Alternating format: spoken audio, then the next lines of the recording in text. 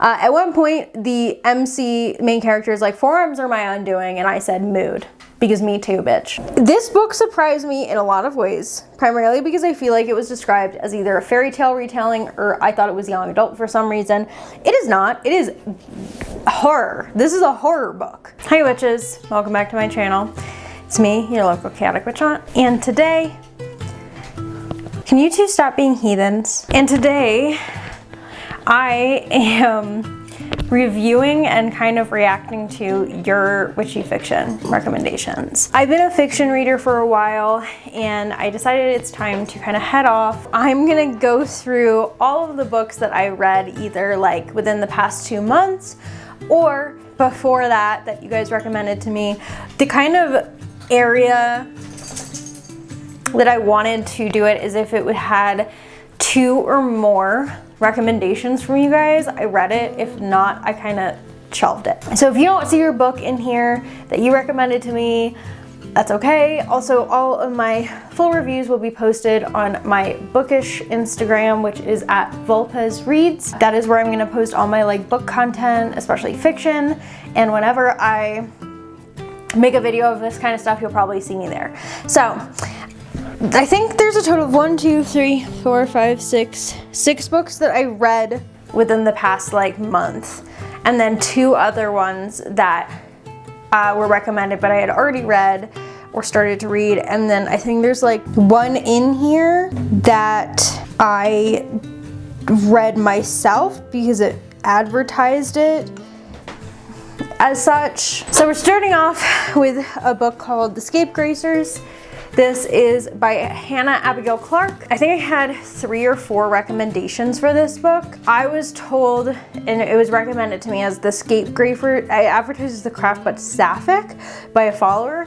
Definitely was that. Had several people recommend this book to me, so maybe it was more like 5. This book doesn't contain any realistic magic. However, it was a great story and it had great world building in it. The writing style took me like 30 pages to 50 pages of getting used to. It's a little choppy, it's a little all over the place, but then once you kind of get there, it'll be okay. And I should have gone into this book without looking at anything. Why I say that is because I have a pet peeve, specifically, of things being listed like on this little front part, but then never talked about in the book. And that was the case for this book, and I was like, okay.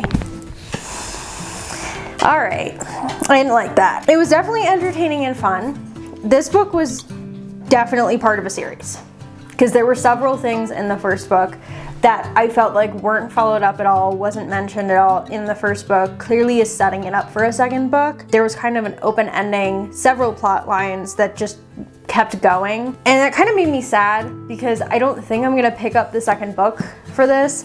And I honestly wish that it could have done a little more so that people who read this by itself didn't feel like they needed to read the next one in order to know what was gonna happen. Like I'll mention this in one of my later reviews, but I'm okay with like maybe one thing at the end of the book mentioned that's kind of setting it up for a second book, right? One or 2 things. This one had several, and it kind of felt like this wasn't a book on its own, but an intro to the second and the third book. It's great building for a series, you know, and I love that. I love when people are really working to create that series, but it's very shaky as a standalone book. However, as a debut novel, which this novel is a debut, it is fierce. It is very good. It gives off vibes of feral youth, rebellion, a little bit craft, but more modern day. It definitely has lesbian and bisexual representation, and some of the discussions on magic I really enjoyed. I liked the way it was talked about. It definitely throws you into the book. This book started and just kept going. It felt more like a roller coaster that like pauses every once in a while rather than a slow burn or a medium or a fast burn. It just started and kept going. It wasn't 100% my vibe, but that doesn't mean that it may not be your vibe. I didn't love it, but I didn't hate it. It was fun, it was entertaining. It was definitely a book that I'd recommend if someone was looking for this specific vibe, but I would not say that I'm gonna continue reading this series. It didn't give me that much with this first book. I would give this book a 3 out of 5. right? And I wish it had more plot building within the book rather than just building on for the next one. It was a bit difficult to get used to, kind of throws you in, doesn't give you a lot of background, and it, once again, wasn't totally my vibe. I prefer more slow burn building and more kind of character heavy books. This was definitely plot and character heavy with an emphasis on the plot. Like I said, I would still recommend it. The Scapegracers is the book for you if you like feral teenage girls, coming of age stories, witchy stories, and sapphic stories. So this one, honestly, was a fun vibe. Check trigger warnings. They weren't super insane, but there were a few that I noted that I was like, oh, it's a little dark. This was just kind of a nice, fun coming of age book with witchy undertones. Compared to some of the other books I read for this was pretty good. So I feel like maybe a 4 out of 5 or a 3.5 out of 5 would be good. The next book that y'all recommended to me was The Juniper Tree. Now, unlike The Scapegracers, where I wish I knew nothing going into the book, this is a book that I wish I had more going into it. The amount of dark fucking in this book that I could have just mentally prepared for instead of just getting thrown into it is insane. I'm gonna list off the trigger warnings for you, okay? This isn't all of them. These are just the biggest ones.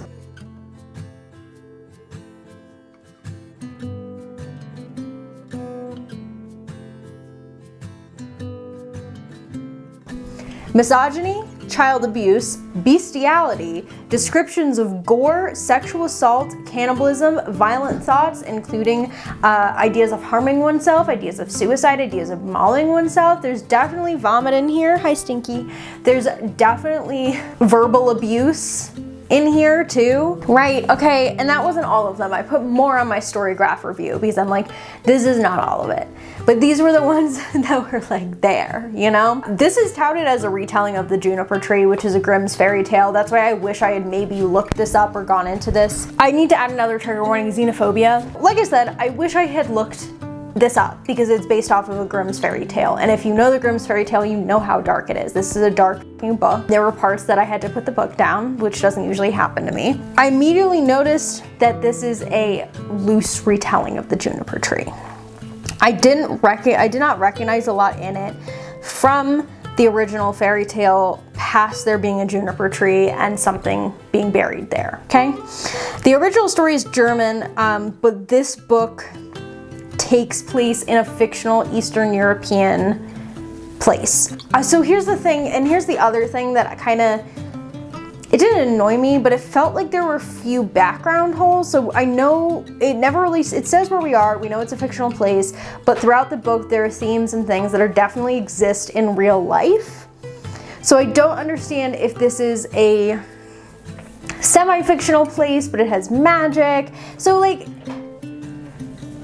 it doesn't make sense. Like there are things like Bogatyr Ivan, which is also known as Storm Bogatyr Ivan, the Cow's Son, which is a play mentioned in the book. So this is like a completely fiction fantasy land with completely supposedly different history than any Eastern European country, but it also contains like real life things like phrenology.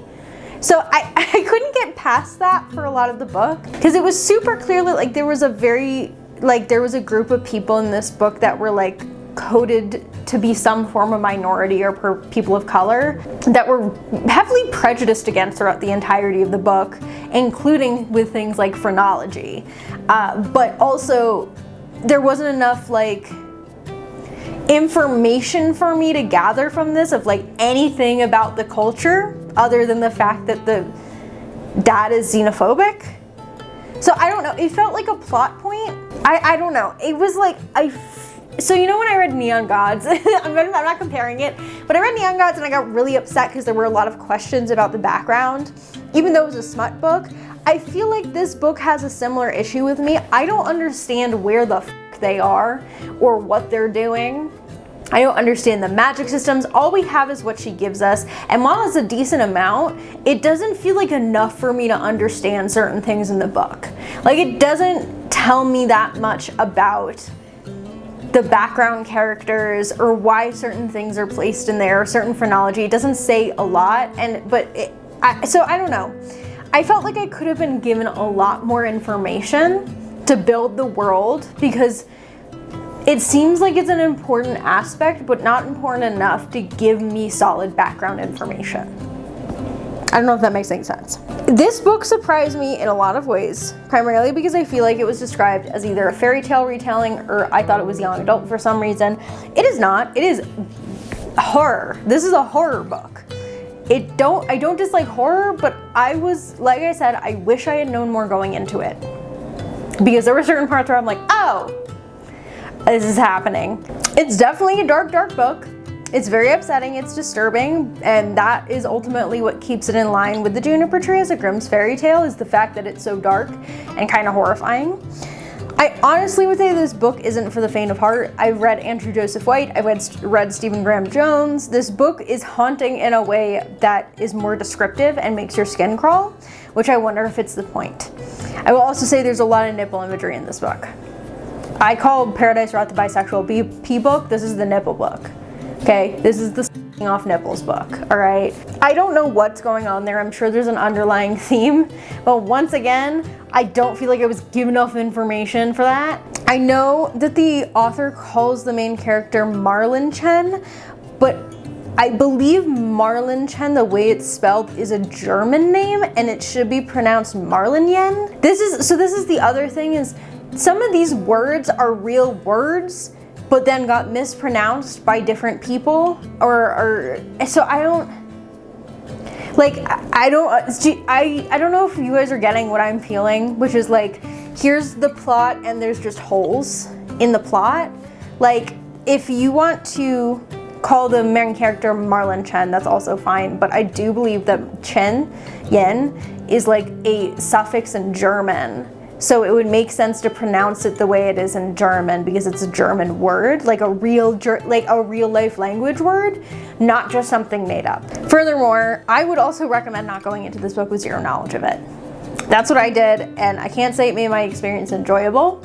I would love to have known the trigger warnings. I know that's a big controversial point in the bookish community, is like, hey, trigger warning, spoil the book. I really would have been okay to know that there was bestiality in here before I got to that page, okay? Like, it's mild bestiality, but it's there. It's not gonna ruin the plot for me if I know that's in there. It's also not gonna ruin the plot for me if I knew that there was phrenology, xenophobia, sexual assault in there. It could have given me a little bit more peace of mind knowing that and choosing to go into it rather than just going in blind. And the fact that it's a Grimm's tale, like, I'm sure that if people knew that, like, going in, there was a little less intensity, but like, I didn't know that because I chose to not look up anything going in, and it doesn't really say anything on the back about it being a fairy tale retelling of Grimm.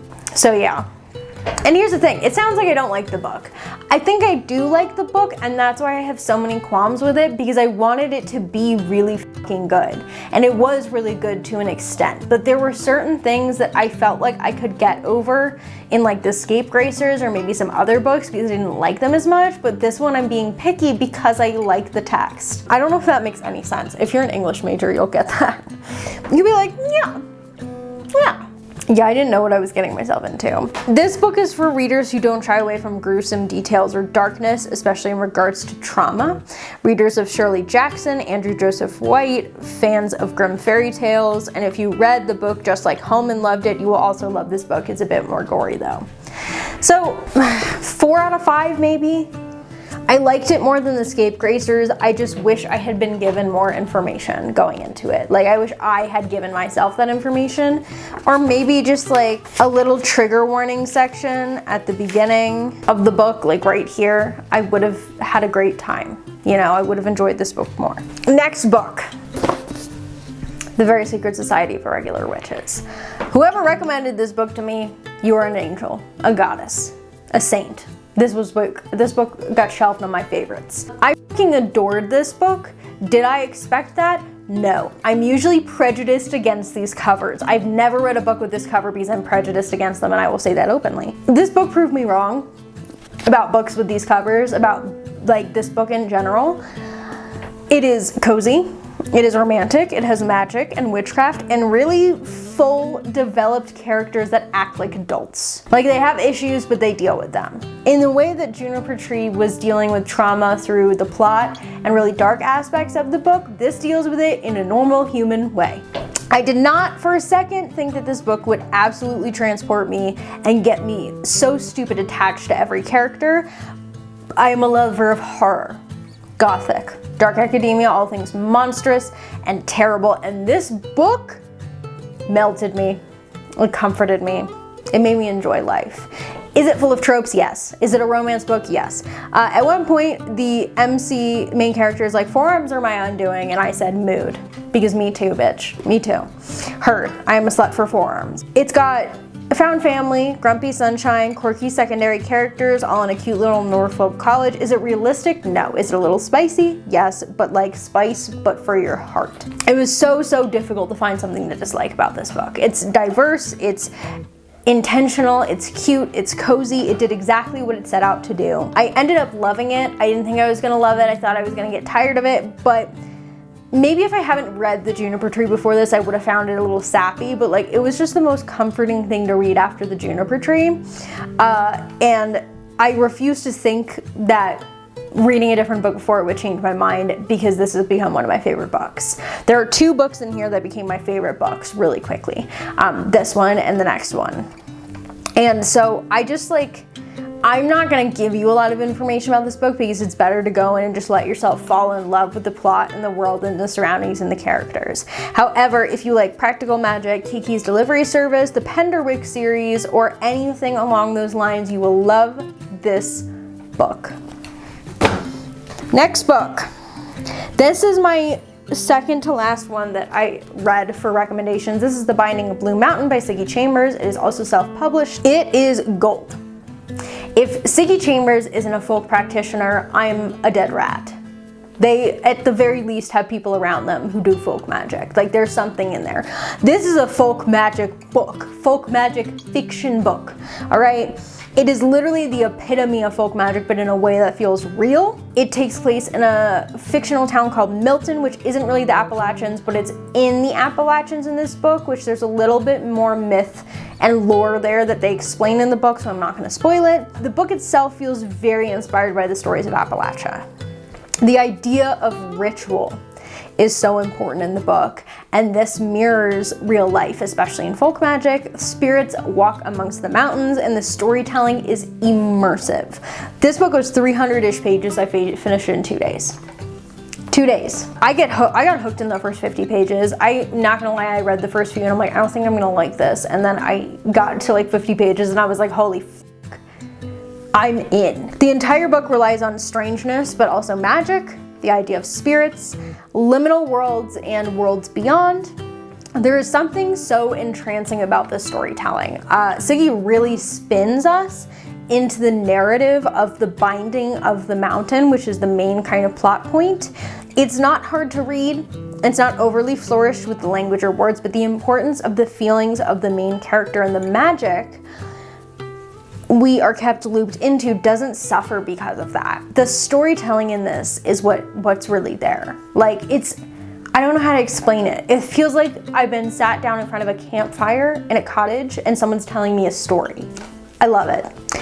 The rituals are within this book. I've done them. They make sense. Like, this is the most realistic fiction book I read in terms of witchcraft. They're so incredibly mundane that you're doing them, and even the main character is like, I don't even know why I have to do this, or like, this doesn't make any sense, but okay, I'll do it. You see the importance of them as we continue through the book. There's a level to it that feels very, very reflective of my practice as a folk practitioner, as well as kind of like in the like chance, doing things in certain motions or directions, sharing drinks with spirits, praying to spirits, burning effigies for spirits. It's literally just one giant folk magic fiction book.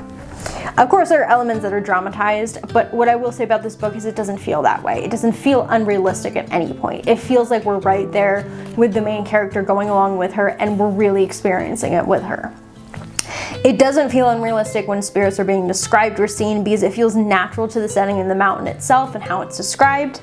There is one section that feels like a throw in at the end with no follow-up. However, I feel like this book could definitely get a sequel, so I'm not angry about it.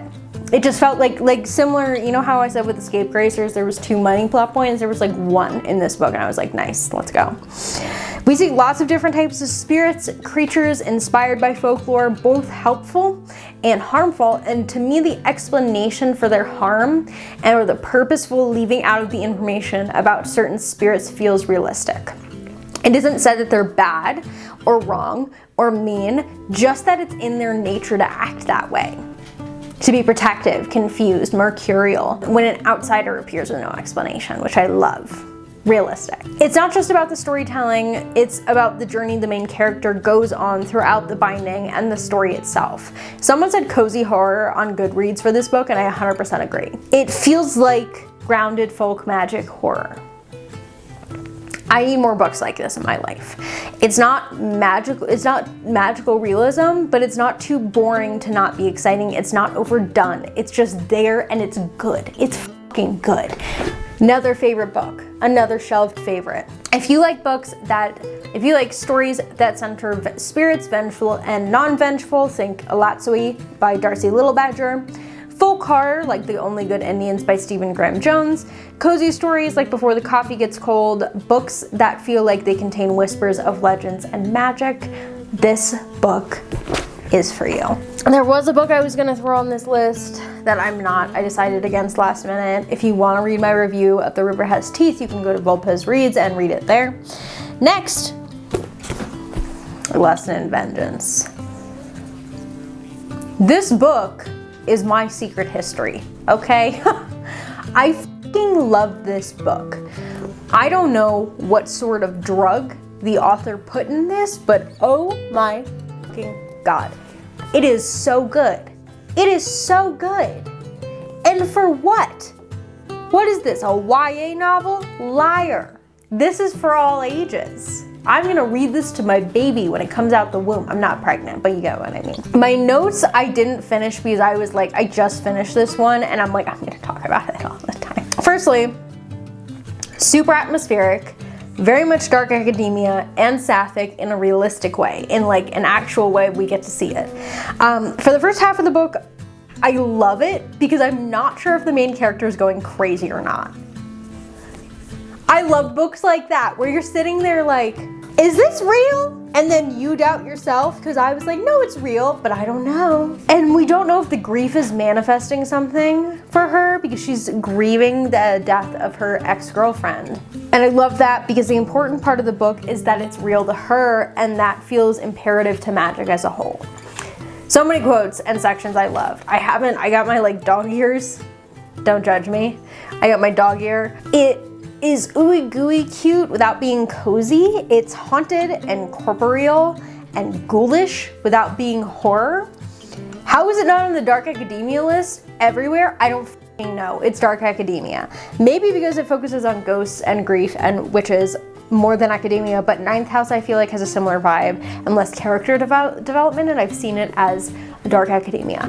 Firstly, characters in this, I think like I was like this far in when I finally felt like something was off about one of the characters, and I was right, but it took me that long because it literally just sucks you in. Almost feels kind of like Bunny by Mona Awad. Like you're getting senses that something is not right or maybe something's wrong, but you have no idea what it is and you can't put your finger on it until you get to the end, and then you're like, it.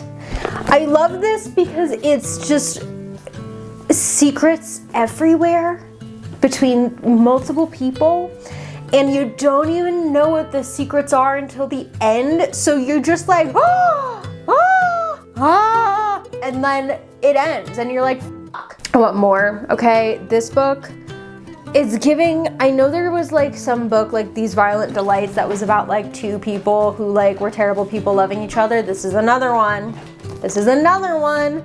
I love that one person is portrayed to be good and the other one's not, and that ends up getting flipped on its fucking head, and that's all I'm gonna say. If you like secret history, if you like Ninth House, if you like ghosts and ghouls and witches and dark academia and sapphic things, this is the book for you. 5 stars, it kept me hooked. Few little quotes that I fucking loved, just because the writing is beautiful. I loved that there was like secret societies involved in this college. talking about, you know, I don't know, parties and how they're covens, but they're like clearly like just secret society covens who don't believe in magic. Oh, talking about tarot is mentioned in here as well, which I really enjoyed. This is the vibe of the book. Clara gazes adoringly at Ellis, as if Ellis has just offered her true and everlasting friendship for the low price of her eternal soul. That's kind of the vibe. Okay, there are quotes sprinkled throughout the book that I love. It's talking about Samhain, talking about magic. Oh, one of these, that wasn't magic, that was just a ritual. Difference. I love that they do a difference. It's been less than a year since I watched my girlfriend plummet to a watery death. I should be more concerned with Alex's blood on my hands than the smell of Ellis's hair. Magic is what got me in trouble in the first place. Only now, because Ellis has asked it of me, I'm only too willing to give in. But maybe I am a monster, because now she's all I can think about. If that doesn't convince you to read the book, I don't know what will. Okay, that's all I'm gonna say. All right, last two. One of which I finished, one of which I didn't, both of which are kind of witchy folk magic book recs. One of which is The Bear and the Nightingale from the Winter Night trilogy, and the other one is Thistlefoot. I haven't finished Thistlefoot. I'm like halfway through, and then I set it down and didn't pick it back up. However, it is really fucking good. It is a bit bulky. It is really, really good, okay? This book is folk magic. It was recommended to me by Jew witches, and I love it. The Bear and the Nightingale, I liked, I think, a little less than Thistlefoot. Obviously, I didn't finish Thistlefoot, but this was shorter, so it was quicker to get through. The Bear and the Nightingale feels a little bit like, you know how I was saying legends and magic intertwined with stories in The Binding of Bloom Mountain? This book is like a legend on a page. It is romantic. It is mystery. There are real kind of folkloric creatures in here that are mentioned in myth, and I love that. I fucking love that. So it takes place in Russia with Vasilisa and Vazia, and kind of talking about all these different spirits and entities. And then in order to save her village, she has to do all these things with these spirits and entities. And it's very much animistic and folk magic because she's prioritizing these spirits over, like, I don't know, like city life, quote unquote, or like prioritizing her village and the spirits that she's had relationships with since she was a child because she grew up with them, or she heard stories about them since she was a child. And it just, honestly, I do think I'm going to read the second book. It is a trilogy. I'm very into the vibes of The Bear and the Nightingale and Thistlefoot. I would say they're both kind of folk magic books, folk magic witchy books, and I find myself more attracted to books that contain real life elements of myth or stories or legends or retellings of fairy tales than ones that kind of come up with their own magic systems, because sometimes I feel like there's not a lot of background for those new magic systems, and I'm like, what's going on? But these, I kind of know what's happening and I can research it on my own time, and I love that. I love the realistic thing. I love myths and legends and folklore and stories informing fiction pieces. It feels realistic to me, it feels homely, it feels warm to me. Bear and the Nightingale easily is a 4 out of 5.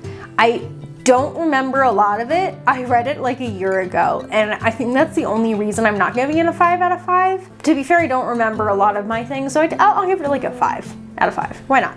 So Thistlefoot, I'm gonna finish at a different point, but I absolutely love where it is. I'm about halfway through, and I'm probably gonna restart it. Who is texting me? Perfect timing. Just finished filming, my partner just got home, and I am headed out.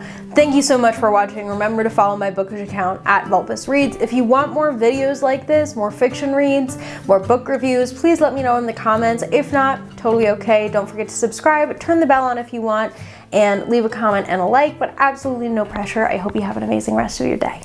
Siati Benedetti.